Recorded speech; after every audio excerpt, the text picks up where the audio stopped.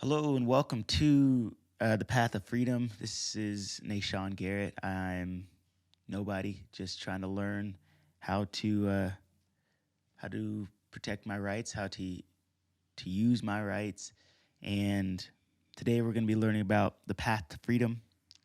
Again, how governments lawfully convert your private property into public property and how they keep us slaves by doing so. Let's get right into it. All right, franchises are contracts or agreements. Let's talk about McDonald's for a second. For example, you freely choose to walk or into McDonald's or go into the drive-through of the franchise establishment. McDonald's is a franchise establishment. Now, when you're in there, you consent to the rules, regulations, and codes of the franchise as a buyer of their food, right? Um, they don't force you to be an employee. Whenever you go into the restroom, if you don't want to wash your hands, you don't have to. But all employees that work for them have to, right? You're not forced to wash your hands. You recognize, wow, I have the choice to choose whatever I want on this menu. If I want a Big Mac with no cheese, if I want or Big Mac with no fries, if I want a chicken nugget, if I want ice cream, then I can get all these things. And you recognize that you can choose whatever you want to, and you're not actually forced to. You're not actually forced to choose a specific meal. You respect the person in communication. You say, "Hey, here's what I want to order. I'm going to respect them. They're going to respect me."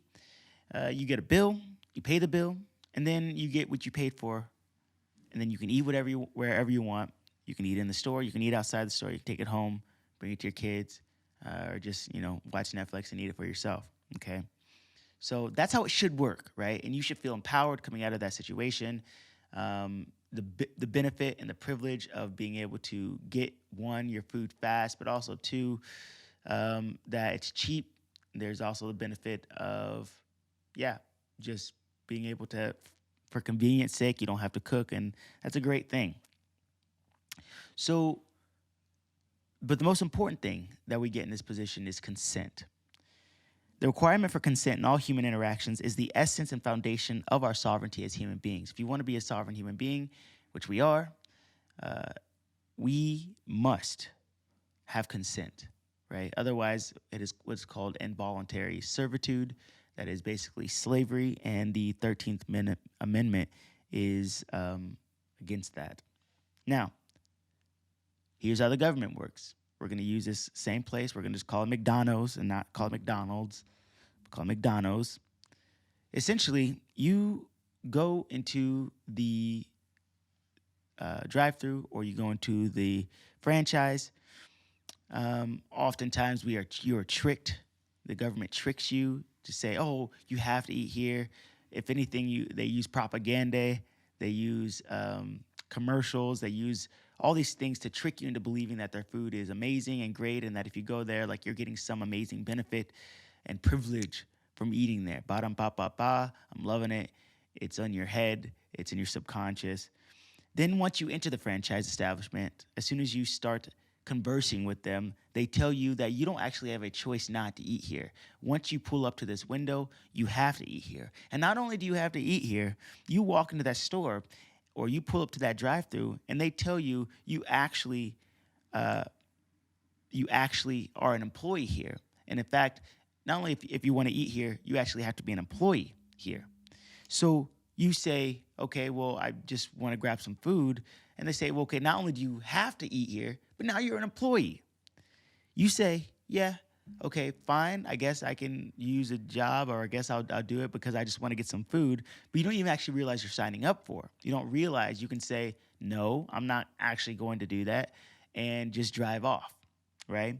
So what ends up happening is, and this is how the government works, and I'm using this, I hope you guys are getting this concept, and if I'm wrong, then, just write that I'm wrong and tell me how I can make it a little bit better. This is how I understand it. Other franchises ask for your ID, right? And now you are now an identified property, an identified agent of the McDonald's Corporation, right? Which means that you can now only eat at fast food restaurants. You can't eat healthy food. You can't go to any other restaurants. Only fast food restaurants that are owned by the same franchise companies. So Then now, obviously, of course, as an employee, you must wash your hands. And if you don't wash your hands, in fact, there are people who are policing you to make sure that you're washing your hands. If you don't do it, then shoot, you're gonna get taxed. You're gonna get a ticket. When you leave the McDonald's, you are policed by McDonald's staff. They actually follow you in vehicles. In fact, they have guns to make sure that you represent McDonald's well. So if you don't fully stop at a stop sign, even though it's a four-way stop sign, there's no one there, they can get out of their car, pull you over, pull their gun out on you and say, why didn't you do that? Even though you committed no crime. McDonald's employees, think about McDonald's employees pulling you over, making sure that you abide by the McDonald's laws, right? And so also in every exchange that you have, you have to associate McDonald's with you. McDonald's with you. In any commercial transaction, when you find that love of your life and you decide, hey, I want to get married, they say, oh, great. Well, you have to kind of get our permission in order to legally do that. When you're driving on the roads, again, they can pull you over. They can tell you what to do. They can ticket your car and say, this is our property of McDonald's. Not only that, McDonald's takes a percentage of your paycheck. And so not only where you work, but also pretty much everywhere you go. And whenever you make any kind of financial transaction, they're going to take a percentage of that. And then you get the benefit of eating their shitty food in their shitty chain. And that food is obviously killing you.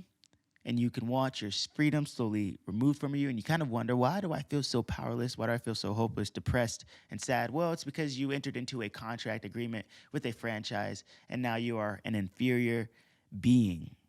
Hope that makes sense. Franchises are engineered and intended to create inequality between the government, grantor, that is the federal government, and the benefit recipient. You are the benefit recipient. Right? So if you feel the need to say the government owes me something, then you are saying, okay, I cannot take care of myself. I'm not responsible for myself. I need their help. And by doing so, you consent to making yourself a subject or a slave by signing up for that franchise or for that benefit. And again, the surest way to make sure someone turns someone to a subject is to sign up for a franchise or a benefit or demand benefits. Oh, you want to demand benefits. Oh, the government has to do this for me. The government has to take care of me. The government has to give me free this. The government has to give me free that. Because you're telling them, I am not able and capable enough to do it for myself. I cannot take care of myself, so I need someone to take care of me for me, which is totally, there's some people who are like that. And if that's the case, then this thing's for you. But there are many people who, that this is not, they are not in dire need, and so they don't need to be receiving those benefits. In fact, it's unconstitutional to receive those benefits from the government. That's the kind of social benefits. That's another video. So franchises are private law, guys. They are private law. And by private law, we're talking about that they can only enforce laws against you with your consent. Very, very important. You have to have consent here, okay? If you do not have consent, then then it's basically unlawful for them to enforce laws against you. So when we apply for applications, when we do registrations, but they don't give you a choice, right? You try and say, oh, okay, if you said, no, I don't want to fill out this application for my driver's license, they're going to say, oh, well, you kind of need to, that you just have to. So applications, registrations for the benefit, any benefit, quote unquote, is your consent to a franchise agreement. And, of course, to the enforcement of their laws, codes, statutes, ordinances, mandates, and statuses. Here's some examples of franchise, just in case you're unclear. A public office is under franchise. All federal and state income taxes, domicile in the foreign state, statutory U.S. citizen, statutory permanent citizen, resident. Becoming a registered voter rather than an elector, right? Voter. It's all wordplay, guys, rather than an elector.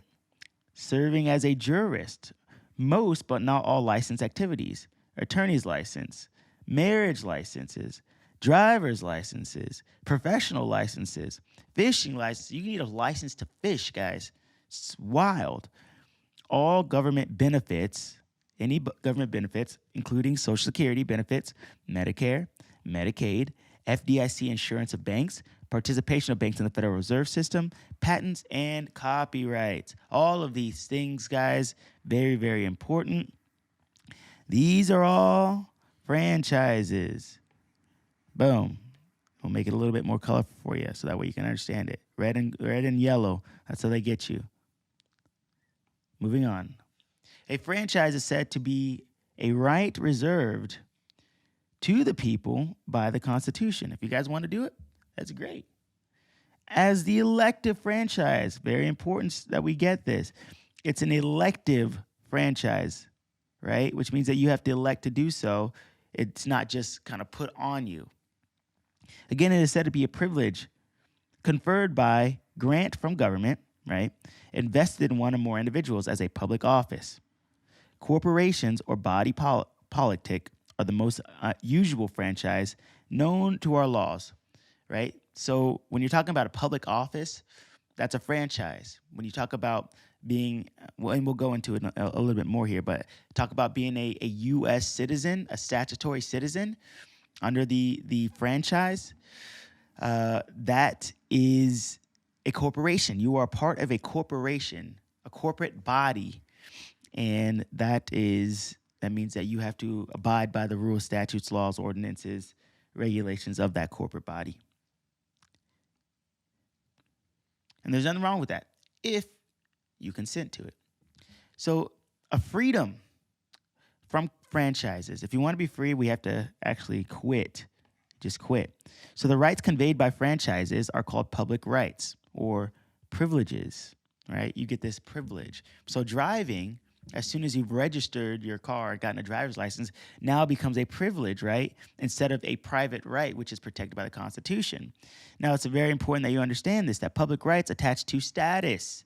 They are not protected by the Constitution. So the moment that you sign up for a driver's license, for example, the moment you sign up and register your car, what is happening is now you are a driver, and now you have a privilege. It is a privilege for you now to use those roads. It is a benefit of that privilege is that you get to drive on that road, instead of it being a right that is given to you by God, the right to freely travel, and that is defended by the Constitution, right?